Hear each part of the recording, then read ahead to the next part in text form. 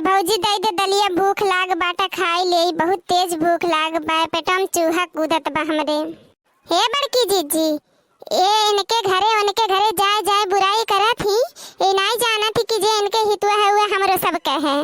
अरे हमरे लोग से रीना कमाई बतुआत रही है बड़की जीजी कि तहार नंदिया कहत रही कि खाना नहीं देती हमार भौजइये, सतावत ही हमरे अम्मक ना रहे पे।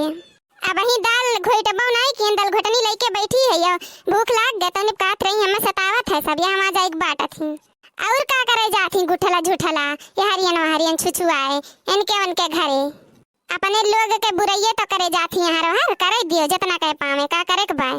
भौजी सब आग लगावत हम केहू घरे कुछ जाए कहन नहीं है, जानी हूँ हमें तोहरे सब नहीं सतो तो हम कुछ नहीं कहन है।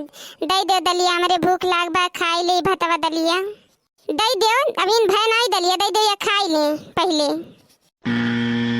हेलो गुठला बहिनी, ले बतवा तहार माई फोन की है।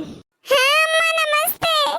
खुश रहो, का भय काहे बड़ी उदास है बहिनी, झगड़ा उगड़ा की है का तीन मिली? नहीं अम्मा नहीं, केहू नहीं झगड़ा उगड़ा की से और बोला तनी रोई गाय के जो जाने की हाँ सब सतावत है। खाना वाना खाओ कि नहीं बहिनी? नहीं अम्मा भूख नहीं बाय हमरे।